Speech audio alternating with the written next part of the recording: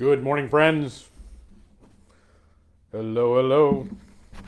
Hope you're well this morning. Good morning to you.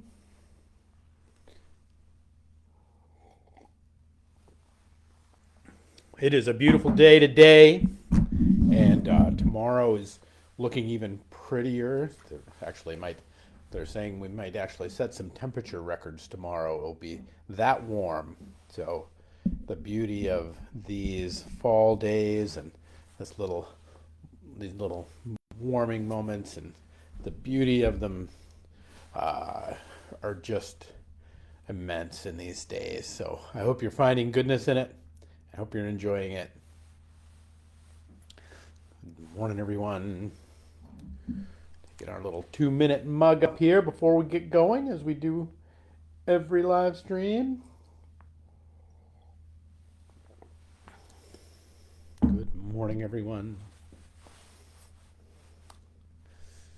Hope you're doing all right today. As we get ready here, I just want to invite you, if you're praying these days, to keep Beverly in your prayers. She is one of our dear ones here at First Congregational Church, and she is in hospice care and is getting ready to awaken to the Lord. And so her family is there, and she's being well cared for and well loved. So I hope, but if you're so inclined to raise a prayer for Beverly today, that would be terrific.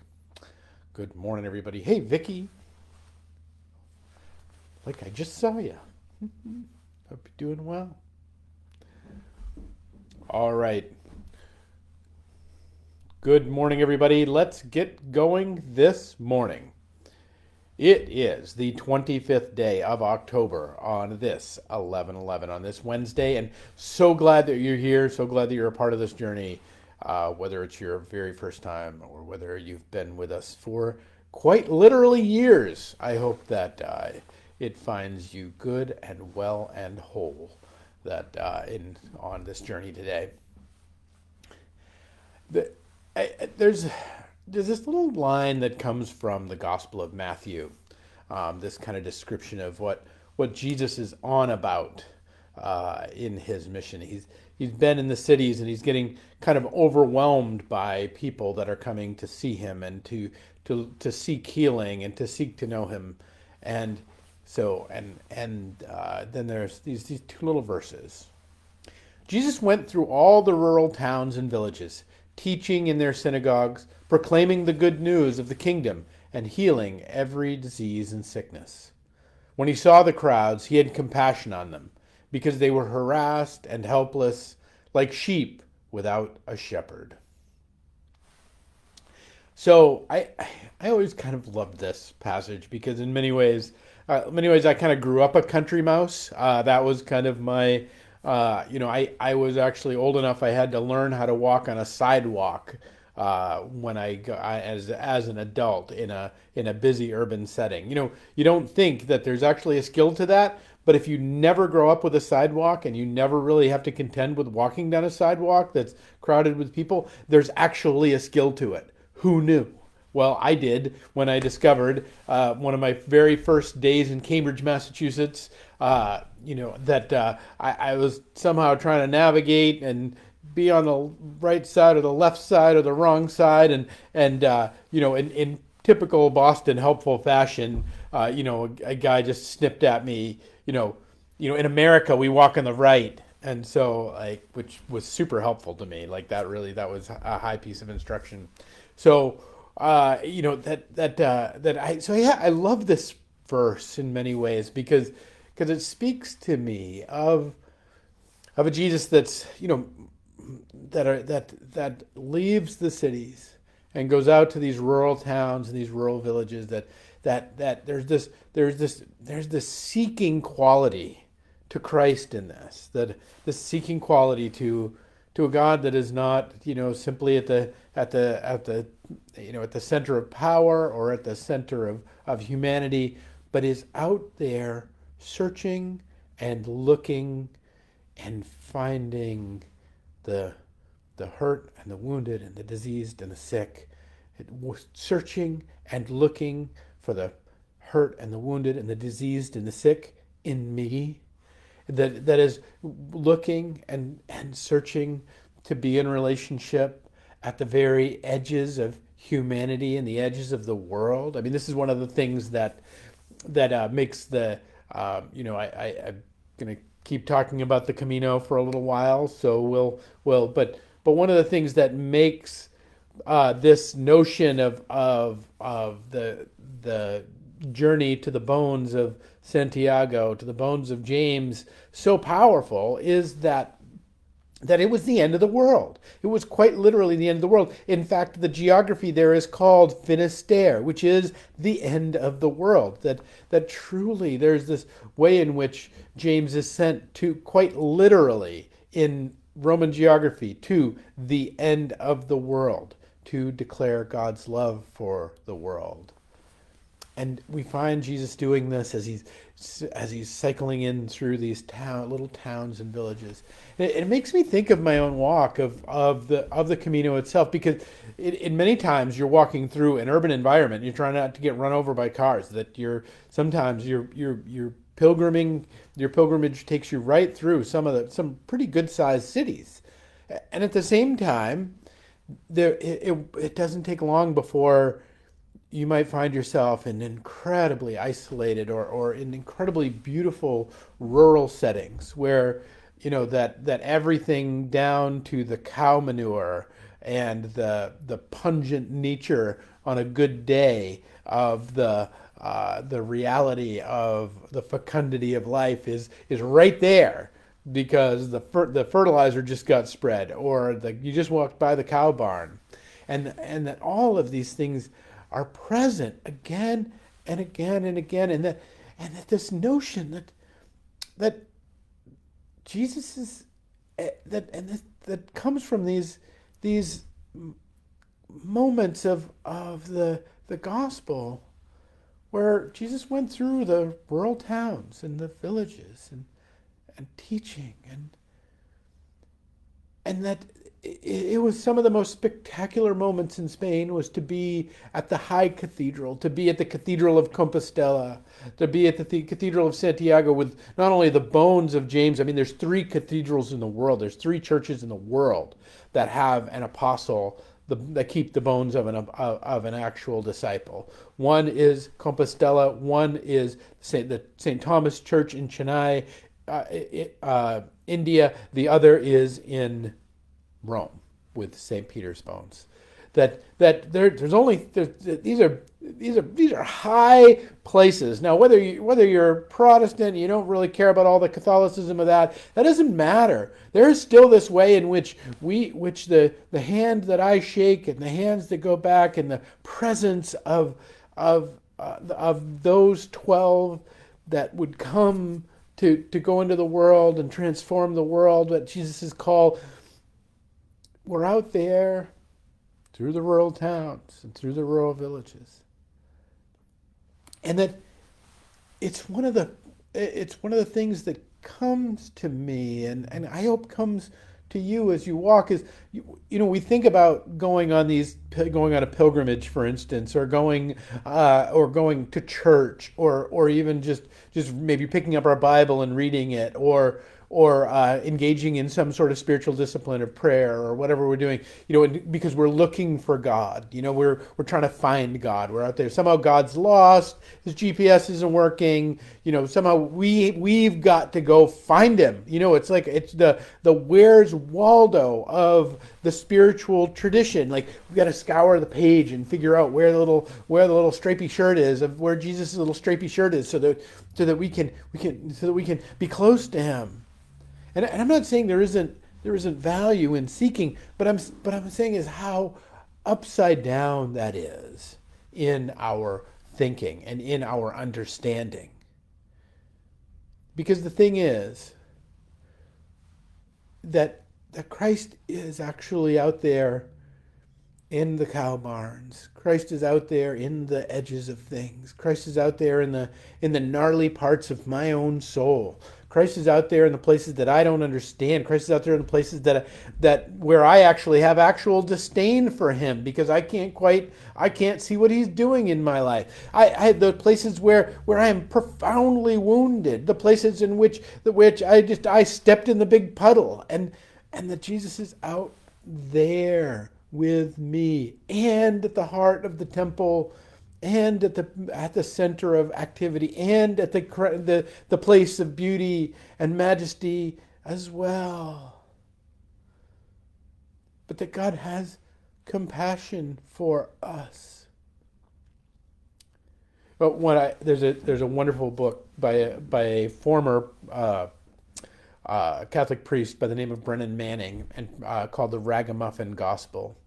And Manning was in many ways it was a horrific alcoholic. He would when he went into addiction, he went hard, and he would and in many ways it brought him to an incredible understanding of the grace of God, and that not only is God's grace available to us, not only is it there for us, but that God is actually out there looking for us on the road, looking for us in the cow barns and in the far reaches of creation, that looking for us even and that when he finds us, there is nothing but, well, he had compassion on them because they were harassed and helpless. That we find ourselves in our lives harassed and helpless. We find ourselves without answers, without purchase. What we also find ourselves is in the crosshairs of a God of profound love that's out there looking for us. Manning writes this. He says, "Whatever our failings may be, we need not lower our eyes in the presence of Jesus." Friends, and he goes on to say this, "The kingdom is not about an exclusive, well-trimmed suburb with snobbish rules about who can live there. No, it is far larger, homelier, less self-conscious cast of people who understand that they are sinners because they experienced the yaw and pitch of moral struggle." Friends, if you're in the wilderness these days, if you're out there on the edges, if you're in the place where you feel like you got nothing but lowered eyes for the one who comes to love you, I want to invite you to stand and stand tall. I want to invite you to rise and know that the walls of the kingdom that we think are well trimmed are actually just our illusions to the Christ that is out there in those rural and dirty places, teaching and looking for us to heal and to hold and to be with. When I was on the Camino, there's this little place called Ventas de Neron.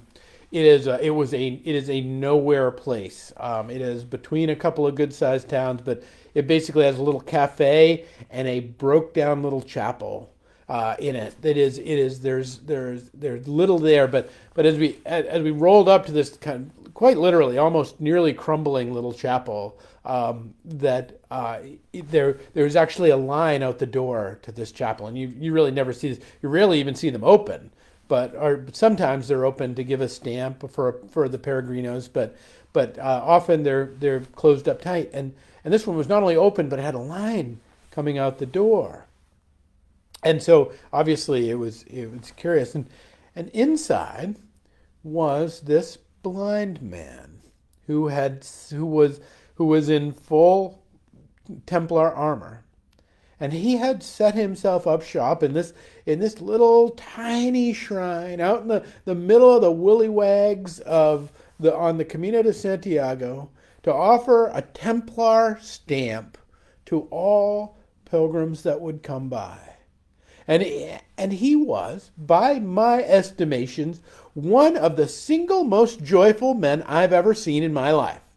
He was filled with joy. To walk in that door, people would stand at the door, and he would call them forward. And you would come forward, and you get your English, yeah, okay. And he'd had a couple of different stamps that he would give on your passport, but his very presence was the presence of God himself. His presence was filled with love and with joy. His presence was that, and he would yell, loud. You could hear him from outside the thing, Templar, Templar, with this filled with joy of his station that he had set him, he had appointed himself in life, that in this little broken down chapel in this